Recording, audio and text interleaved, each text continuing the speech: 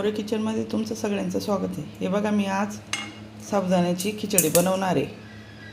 आता उपवास येणार आहे ना, त्या कारण आता हे साबुदाणे मी स्वच्छ धुवून टाकणार.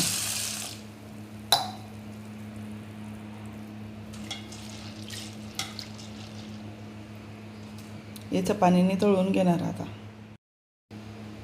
2 पाण्याने चांगले धुवून टाकले आहेत. आता 1 ग्लास पाणी टाकून देते भिजवण्यासाठी.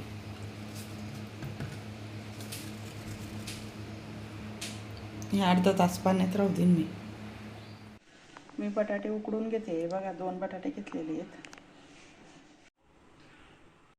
शेंगदाणे भाजून घेते. आता हे बघा,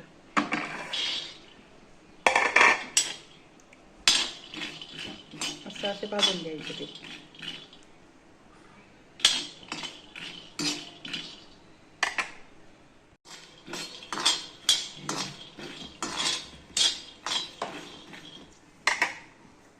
हे बघा, चांगले भाजले गेले आहेत. आपले बटाटे पण इकडे उकळत आहेत.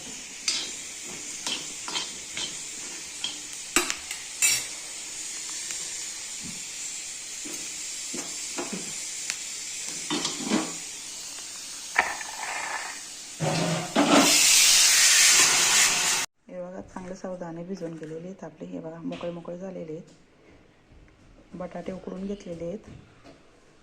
थोडी कोथिंबीर घेतली, हिरवी मिरची, शेंगदाण्याचं कूट घेतलं. आता मी तेल टाकून घेते.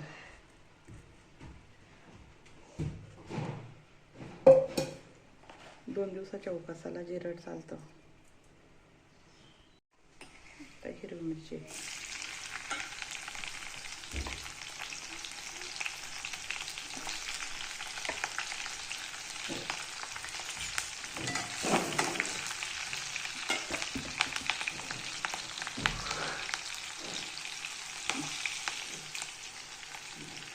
शेंगदाण्याचं कूट.